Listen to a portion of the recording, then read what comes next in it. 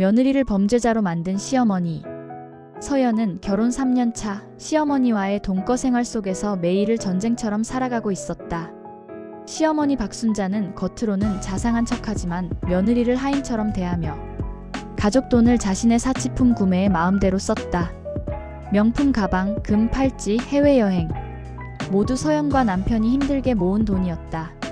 어느 날 서연은 충격적인 사실을 발견한다. 자신의 명의로 3천만 원의 불법 대출이 나와 있었다. 범인은 시어머니였다. 서연의 도장과 신분증을 훔쳐 은행에서 대출을 받은 것이다. 남편 준혁에게 도움을 청했지만 그는 어머니 편만 들었다. 증거를 모으고 변호사를 찾고 결국 시어머니를 고소하기에 이른다. 재판 과정에서 더 충격적인 진실들이 드러난다. 남편의 유산 횡령, 전 며느리에게도 똑같은 범죄를 저질렀다는 사실까지. 서연은 이혼을 결심한다. 과연 서연은 이 지옥 같은 생활에서 벗어나 자신의 삶을 되찾을 수 있을까? 시어머니는 어떤 대가를 치르게 될까? 그리고 남편 준혁은 뒤늦게 후회하지만 서연의 마음은 이미 떠나버렸을까? 돈 때문에 무너진 가족, 그리고 그 속에서 다시 일어선 한 여자의 이야기. 지금부터 시작합니다. 본편. 서연은 아침 6시에 눈을 떴다. 알람 소리보다 먼저 몸이 반응했다. 결혼 3년 차, 이제는 몸이 알아서 움직였다. 조용히 이불을 걷어내고 일어나 거실로 나갔다. 시어머니 박순자가 일어나기 전에 식사 준비를 끝내야 했다. 냉장고에서 어제 담가둔 된장찌개를 꺼내 끓이고 밥을 지었다. 시어머니는 아침마다 갓 지은 밥을 먹어야 한다고 했다. 밥솥에 어젯밤 남은 밥이 있어도 새벽에 다시 밥을 지어야 했다. 계란말이를 부치고 김치와 반찬을 예쁘게 담았다. 시어머니는 그릇 하나하나의 위치까지 신경 썼다. 정확히 7시 순자가 방에서 나왔다. 오늘은 찌개가 좀 짜네. 소금을 너무 많이 넣은 거 아니야? 죄송합니다, 어머님. 서연은 자동으로 대답했다. 실제로 간이 짠 것도 아니었다. 하지만 매일 아침 순자는 뭔가 한 가지씩 지적했다. 밥이 질다, 되다, 반찬이 맵다, 싱겁다. 서연은 그저 고개를 숙이고 받아들이는 수밖에 없었다. 남편 준혁은 8시에 일어나 후다닥 씻고 나가는 게 전부였다. 잘 먹겠습니다 한마디 남기고 현관문을 나서는 남편의 뒷모습을 보며 서연은 매번 허탈함을 느꼈다. 서연아, 오늘 친구들이랑 백화점 가기로 했어. 통장에서 100만 원만 빼다 줘. 식사를 마친 순자가 태연하게 말했다. 이런 요구가 일주일에 2~3번씩 있었다. 처음에는 깜짝 놀랐다. 100만 원이라는 돈이 얼마나 큰 돈인지, 그걸 그렇게 쉽게 요구할 수 있다는 게 믿기지 않았다. 어머님, 요즘 준혁이가 프로젝트 마무리하느라 힘들어해서 조금만 아껴 쓰시면 안 될까요? 뭐, 내 아들이 번 돈 내가 쓰는데 네가 왜 간섭해? 너도 돈 벌어. 집에서 빈둥거리면서. 서연은 입을 다물었다. 자신도 결혼 전까지 회사를 다녔다. 하지만 결혼하자마자 순자가 요구했다. 우리 며느리가 직장을 다니면 우리 집안 체면이 말이 아니지. 우리 아들이 돈을 못 벌어서 마누라를 일 시키는 것처럼 보이잖아. 그렇게 서연은 회사를 그만뒀다. 통장은 명목상 가족 공동 자금이었다. 준혁의 월급이 들어오는 통장이었지만 카드는 서연과 순자가 각각 하나씩 가지고 있었다. 그런데 실상은 순자가 대부분을 쓰고 서연은 생활비만 간신히 빼서 쓰는 형편이었다. 은행에 가서 100만 원을 출금했다. 통장 잔액을 보니 한숨이 나왔다. 2,500만 원. 3년 동안 모은 돈이 고작 이 정도였다. 준혁의 월급이 400만 원 정도 되는데 매달 200만 원씩은 저축하려고 했었다. 계산이 맞지 않았다. 집으로 돌아와 순자에게 돈을 건넸다. 고마워. 저녁은 삼겹살 먹고 싶으니까 장 좀 봐놔. 순자는 명품 핸드백을 들고 나갔다. 루이비통 가방이었다. 언제 산 건지 몰랐다. 서연은 시어머니 방을 청소하다가 옷장을 열었다가 깜짝 놀란 적이 있었다. 명품 가방이 5개나 있었다. 에르메스, 샤넬, 구찌. 하나에 수백만 원은 좋게 하는 가방들이었다. 그뿐만이 아니었다. 서랍을 정리하다가 금 팔찌와 목걸이도 여러 개 발견했다. 도대체 이걸 언제 산 거지? 가족 돈으로 자신만 호화롭게 살고 있다는 생각에 분노가 치밀었다. 저녁 식사 준비를 하면서 서연은 계속 생각했다. 통장 잔액이 이상했다. 준혁 월급 400만 원, 생활비로 매달 150만 원 정도 쓰고 순자가 가져가는 돈이 한 달에 300만 원 정도. 계산이 전혀 맞지 않았다. 마이너스가 나야 정상인데 어떻게 2천만 원이 넘게 남아 있을까? 그날 밤 준혁이 퇴근하고 저녁을 먹을 때 조심스럽게 물었다. 여보, 우리 통장 잔액 좀 이상하지 않아? 계산이 안 맞는 것 같아서. 무슨 소리야? 엄마가 관리하시는데. 뭐가 문제야? 너는 쓸데없는 걱정하지 말고 집안일이나 잘해. 준혁은 관심이 없었다. 아니, 어머니를 의심하고 싶지 않은 것 같았다. 서연은 더 이상 말하지 않았다. 어차피 들어주지도 않을 것이다. 며칠 후 순자가 또 돈을 요구했다. 이번 주말에 친구들이랑 온천 여행 가기로 했어. 200만 원만 줘. 어머님, 이번 달은 카드값도 많이 나왔고 조금만 아껴주시면 안 될까요? 순자의 얼굴이 굳어졌다. 뭐? 네가 감히 나한테 돈 쓰지 말라고? 내 아들이 번 돈인데 네가 뭔데 간섭해? 그게 아니라 우리도 나중에 집도 사고 아이도 낳아야 하잖아요. 집? 아이? 네가 뭘 안다고. 우리 준혁이는 내가 키웠어. 내가 얼마나 고생해서 키웠는데 그 돈 쓰는 게 뭐가 나빠? 순자는 소리를 질렀다. 그 소리에 놀란 서연은 그저 고개를 숙였다. 죄송합니다. 미안하면 됐어? 당장 은행 가서 돈 빼와. 서연은 은행에 갔다. ATM에서 200만 원을 출금하려는데 화면에 이상한 메시지가 떴다. 출금 한도 초과. 이미 오늘 출금 한도를 넘긴 것이었다. 누가 먼저 돈을 뺀 걸까? 창구로 가서 거래 내역을 확인했다. 오전 10시에 300만 원이 출금됐다. 서연이 집에서 청소하고 있을 때였다. 순자가 먼저 다녀간 것이다. 그럼 왜 또 돈을 요구한 걸까? 거래 내역을 더 살펴봤다. 최근 석 달간의 거래 내역을 출력해달라고 했다. 종이가 나오는 걸 보며 서연은 손이 떨렸다. 매주 두세 번씩 100만 원, 200만 원씩 출금되고 있었다. 한 달에 1000만 원 이상. 도대체 이 돈을 어디에 쓴 걸까? 집으로 돌아오는 길에 우편함을 확인했다. 청구서들이 가득했다. 카드 청구서, 통신비, 전기세. 그런데 낯선 봉투 하나가 눈에 띄었다. 은행 로고가 찍힌 봉투였다. 열어보니 대출 독촉장이었다. 고객님께서는 현재 3천만 원의 대출금이 연체 중이십니다. 빠른 시일 내에 상환하지 않으시면 법적 조치가 취해질 수 있습니다. 서연은 그 자리에서 얼어붙었다. 대출? 자신은 대출을 받은 적이 없었다. 손이 떨렸다. 급히 은행에 다시 전화했다. 고객님, 작년 6월에 신용대출 3천만 원을 받으셨습니다. 고객님 명의로 되어 있습니다. 저는 대출 받은 적이 없는데요. 확인 좀 해주세요. 잠시만요. 네, 고객님께서 직접 지점에 방문하셔서 신청하셨습니다. CCTV 기록도 있습니다. 제가 언제요? 무슨 지점이요? 작년 6월 15일 강남 지점입니다. 서연은 생각해봤다. 작년 6월 15일, 그날은 친정에 갔던 날이었다. 아버지 생신이어서 하루 종일 친정에 있었다. 자신이 강남 지점에 갈 리가 없었다. 혹시 그날 CCTV 영상 확인할 수 있을까요? 제가 직접 방문하겠습니다. 은행에 도착해서 담당 직원과 함께 CCTV를 확인했다. 화면에 나타난 사람은 서연이 아니었다. 박순자였다. 서연의 옷을 입고 선글라스를 쓰고 마스크를 한 채 창구에 앉아 있었다. 그리고 서연의 신분증과 도장을 내밀었다. 이 사람 제가 아닙니다. 제 시어머니예요. 네.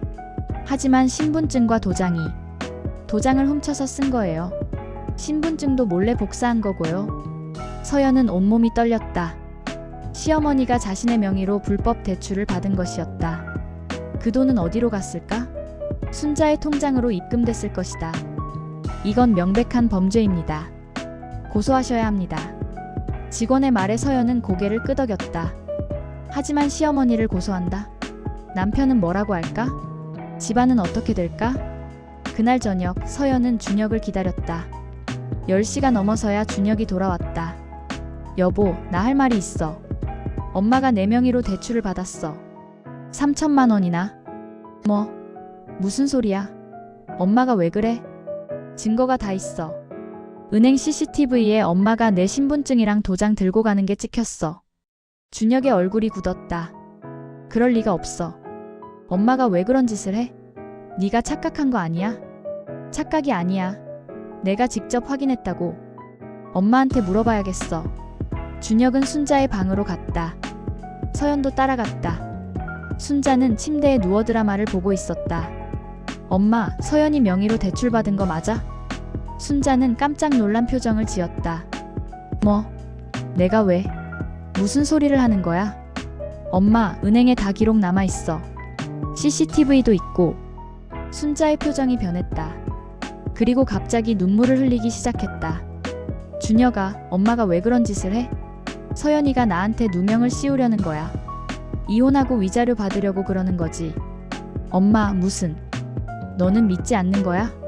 너를 키운 엄마보다 결혼한 지 3년밖에 안 된 여자를 믿는 거야? 순자는 울면서 호소했다. 준혁은 어쩔 줄 몰라 했다. 서연을 보고 어머니를 보고 또 서연을 봤다. 서연아, 오해가 있는 것 같아. 엄마가 그럴 리 없어. 다시 확인해봐. 오해? 증거가 다 있다고.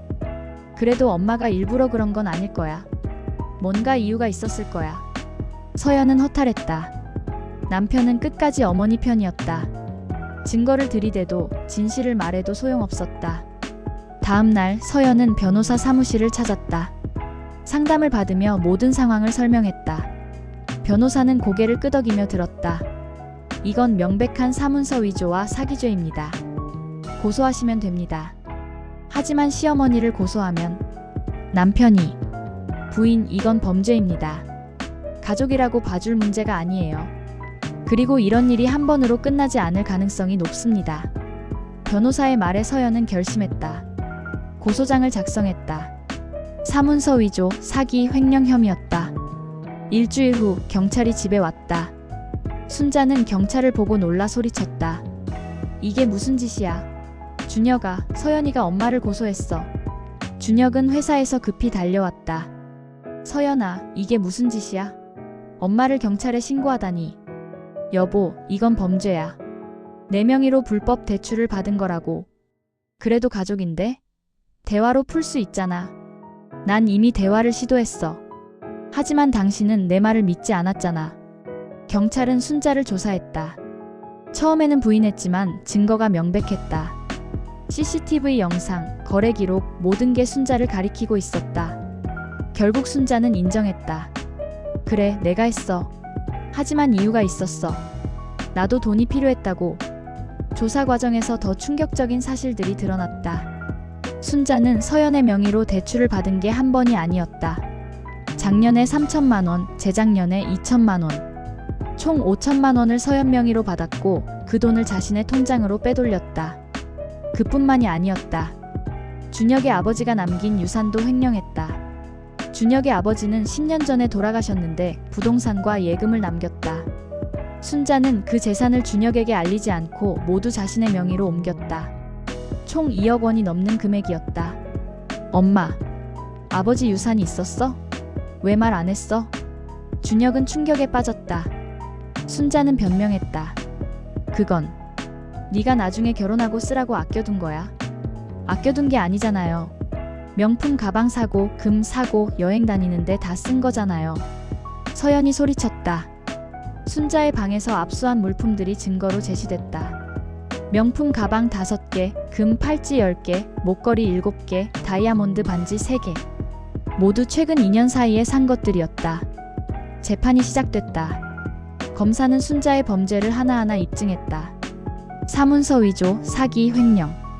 그리고 조사 과정에서 또 다른 사실이 드러났다. 피고인은 전 며느리에게도 같은 범죄를 저질렀습니다. 준혁에게는 전처가 있었다. 결혼 1년 만에 이혼했다는 것만 알고 있었는데 이유가 바로 순자 때문이었다. 순자는 전 며느리의 명의로도 대출을 받고 카드를 만들어 쓰고 결국 그 며느리는 빚더미에 앉았다. 견디다 못해 이혼을 요구했고 준혁은 어머니 편을 들었다. 준혁 씨, 당신 전 부인도 저랑 똑같은 일을 겪었어요. 당신은 그때도 어머니 편을 들었죠? 서연이 물었다. 준혁은 대답하지 못했다. 그는 이제야 모든 걸 깨달았다. 어머니가 얼마나 많은 사람을 망쳤는지, 자신이 얼마나 무책임했는지. 재판 결과가 나왔다. 순자는 징역 2년에 집행유예 3년을 선고받았다. 그리고 서연에게 손해배상금 5천만 원과 위자료 3천만 원을 지급하라는 판결이 내려졌다. 서연은 준혁에게 이혼을 요구했다. 여보, 미안해. 정말 미안해. 다시 시작하자. 엄마랑은 연 끊을게. 준혁 씨, 늦었어요. 당신은 3번의 기회가 있었어요. 제가 처음 문제를 제기했을 때, 증거를 보여줬을 때, 경찰이 왔을 때. 하지만 당신은 단 한 번도 제 편이 아니었어요. 서연아, 전 당신의 아내였지만 당신에게 전 가족이 아니었어요. 그저 어머니를 섬기는 며느리였을 뿐이죠. 이제 끝이에요. 이혼 조정이 성립됐다. 서연은 위자료와 손해배상금으로 받은 8천만 원으로 작은 카페를 열었다. 동네 한적한 곳에 자리 잡은 카페는 따뜻한 분위기로 소문났다. 2년이 지났다. 서연의 카페는 단골 손님들로 붐볐다. 직접 구운 빵과 정성스럽게 내린 커피로 유명해졌다. 서연은 매일 아침 6시에 일어났지만 이제는 누군가를 위해서가 아니라 자신을 위해 일어났다. 가끔 준혁이 문자를 보내왔다. 잘 지내? 미안해. 내가 정말 잘못했어. 서연은 답장하지 않았다. 그는 이제 과거의 사람이었다. 어느 날 카페에 낯선 여자가 찾아왔다. 30 중반으로 보이는 여자였다. 혹시 박준혁 씨 전 부인이신가요? 네, 맞는데요. 누구세요? 저는 준혁 씨의 첫 번째 부인이었어요. 신문에서 재판 기사를 보고 연락하고 싶었어요. 두 사람은 카페 한 구석에 앉아 이야기를 나눴다. 전처는 서연과 똑같은 고통을 겪었다고 했다. 시어머니의 학대, 남편의 무관심, 그리고 빚더미. 이혼 후 5년 동안 빚을 갚느라 고생했다고 했다. 그 집안에서 벗어난 건 정말 잘한 일이에요. 전 너무 늦게 결정해서 5년을 허비했어요. 언니, 이제는 괜찮으세요? 네, 이제는 괜찮아요. 다시 취직도 했고 작은 집도 마련했어요. 그리고 좋은 사람도 만났어요. 전처는 환하게 웃었다. 서연도 따라 웃었다. 두 사람은 같은 고통을 겪었지만 이제는 각자의 방식으로 행복을 찾았다. 준혁은 어떻게 됐을까? 소문으로 들리는 바로는 순자와 함께 작은 원룸에서 살고 있다고 했다. 재판 비용과 손해배상금을 갚느라 재산을 모두 처분했고 회사에서도 소문이 나서 입지가 좁아졌다고 했다. 순자는 집행유예 기간이라 함부로 돌아다닐 수도 없었다. 카페 운영 1년이 지나고 서연은 작은 책을 쓰기 시작했다. 자신의 경험을 바탕으로 한 에세이였다. 출판사에서 연락이 왔고 책이 나왔다. 생각보다 많은 사람들이 읽었다. 서평란에는 비슷한 경험을 한 사람들의 댓글이 달렸다. 저도 똑같은 상황이에요. 이 책 읽고 용기를 얻었어요. 10년을 참았는데 이제는 벗어나야겠다고 결심했어요. 제 이야기인 줄 알았어요. 저만 그런 게 아니었네요. 서연은 이 댓글들을 보며 울었다. 자신처럼 고통받는 사람들이 이렇게 많다는 게 슬펐지만 동시에 자신의 이야기가 그들에게 힘이 된다는 게 뿌듯했다. 책이 나온 후 방송국에서 인터뷰 요청이 들어왔다. 처음에는 거절하려 했다. 얼굴을 드러내고 싶지 않았다. 하지만 제작진이 설득했다. 많은 사람들이 당신의 이야기를 듣고 싶어 합니다. 목소리만으로도 누군가에게 큰 힘이 될 수 있어요. 결국 라디오 인터뷰를 했다. 목소리만 나가는 프로그램이었다. 서연은 자신의 이야기를 담담하게 들려줬다. 방송 후 카페로 수많은 연락이 왔다. 저도 상담받을 수 있을까요? 제 이야기 좀 들어주실 수 있나요? 서연은 매주 토요일 오후 카페 한쪽 공간에서 무료 상담을 시작했다. 경제적 학대를 겪는 며느리들, 시어머니와의 갈등으로 힘들어하는 여성들, 이혼을 고민하는 사람들, 다양한 사람들이 찾아왔다. 제가 예민한 건가요? 시어머니가 제 월급 통장을 달라고 하는데. 아니에요. 당신의 돈은 당신 거예요. 누구도 함부로 요구할 수 없어요.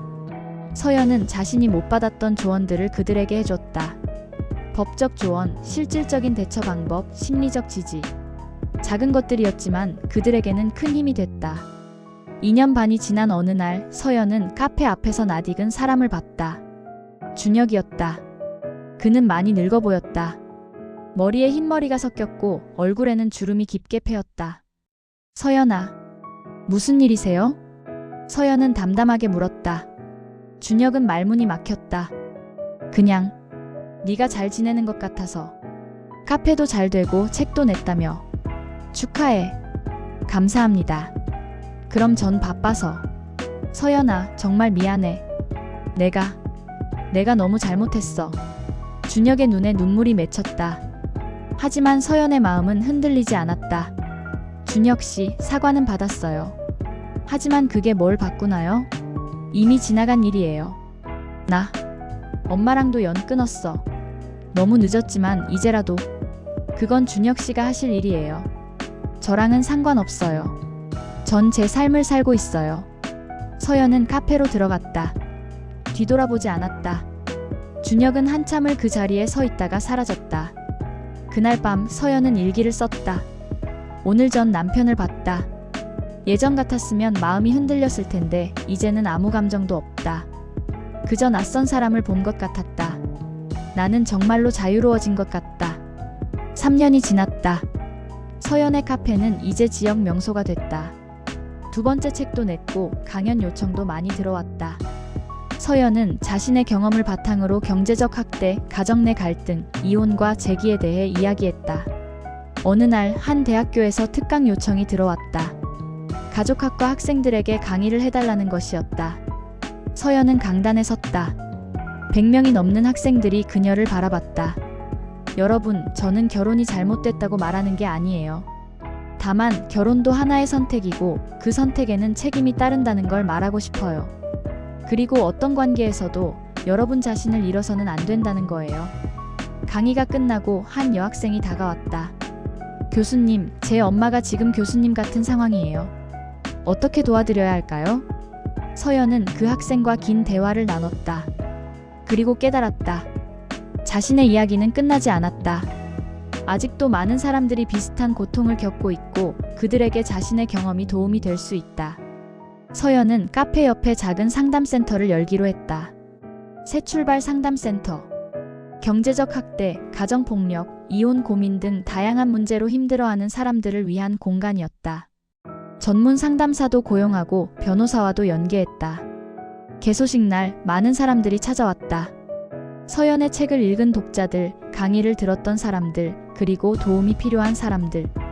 한 여성이 서연에게 다가와 말했다. 저도 3년 전에 시어머니한테 당했어요. 당신 책 읽고 용기 내서 고소했어요. 이겼어요. 이제 제 삶을 살고 있어요. 정말 감사해요. 서연은 그 여성을 안아줬다. 두 사람 모두 눈물을 흘렸다. 고통스러웠던 과거, 하지만 이겨낸 현재. 그리고 희망찬 미래. 밤늦게 집으로 돌아가는 길, 서연은 하늘을 올려다봤다. 별이 빛나고 있었다.